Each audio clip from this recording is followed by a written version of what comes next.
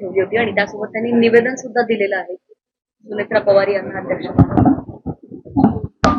त्याबद्दल काय पुढची प्रोसेस काय त्याच्याबद्दल काय सांगू? तो प्रश्न मला काय डायरेक्ट विचारला तर मी काय सांगेन? तर दुसरीकडे शिवसेनेचे पहिले महापौर होतात. आता शिवसेनेचा महापौर नसणार आहे. त्या कुठून कुठे आता हे कुठून नाही, पण तुम्ही पहिले महापौर होतात शिवसेनेचे. पहिल्यांदा असं होतं की मुंबईमध्ये शिवसेनेचा महापौर नसणार आहे. आता ठीक आहे. आता शिवसेनेत असताना मी 2 वेळा महापौर झालो.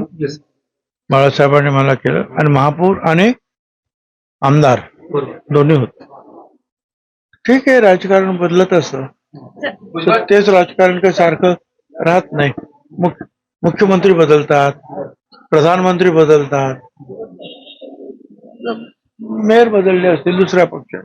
तर बजरंग सोनवणे यांनी आता त्यांनी जे तुम्ही सांगितलं ना की सुनेत्राताईंचा काय अध्यक्ष राष्ट्रीय अध्यक्ष आता सोमवार मंगळवारी सुनेत्राताई येतील मुंबईमध्ये. त्यांना विचारून आम्ही तर त्यांनाच सांगणार आहोत की तुम्हीच अध्यक्षपद सांभाळलं पाहिजे असं आम्ही त्यांना सांगणार आहोत. आणि आमच्या सुद्धा मनामध्ये तेच आहे की त्यांनाच याचं राष्ट्रीय अध्यक्षपद दिलं गेलं पाहिजे. हे आम्ही करणार. जे आमच्या महिला म्हणतात आम्ही सुद्धा तेच म्हणतो. पण ते आल्यानंतर आम्ही त्यांच्याशी चर्चा करून त्यांना सांगू की तुम्ही ही आमची जबाबदारी घ्यायला पाहिजे. बजरंग सोनवणे यांनी असा आरोप केलेला आहे की अजितदादा यांच्या प्लेनमध्ये बॉम्ब ठेवला होता की काय पहिल्यांदाच सांगणे पाचच मृतदेह सापडले अशा प्रकारचा बजरंग सोनवणे यांनी आरोप केला. काय मला सांगायचं? काय हे लोक सगळे निवडून आले लोक आहेत, त्यांच्याकडे काय पुरावे आहे? रोज नवीन नवीन कोणतरी काहीतरी बोलतो आणि मीडियामध्ये मग ते सगळं सुरू राहतं. मला असं वाटतं की याच्यावर काहीच न बोललेलं बरं. सर, रामदास कदम शिवसेनेचे नेते रामदास कदम असं देखील म्हणतायत की शरद पवार यांनी पक्ष ताब्यात घेतील म्हणून सुतक पडण्याआधी जे आहे ते सुनेत्रा पवार यांना शपथ घ्यायला सांगितली सुनील तटकरे यांनी, प्रदेशाध्यक्ष जे आहेत. अरे बाबा, तो सगळा पक्षाचा निर्णय होता. तो एकट्या काय तटकरेचा निर्णय नव्हता काय.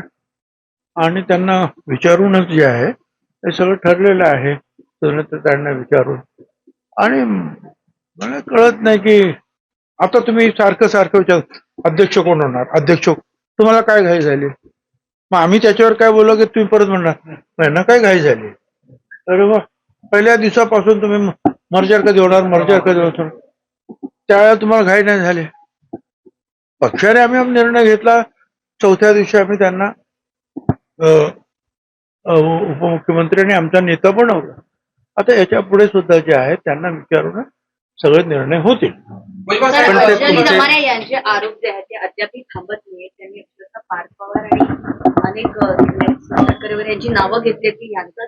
चला ठीक आहे, धन्यवाद सर. Thank you sir.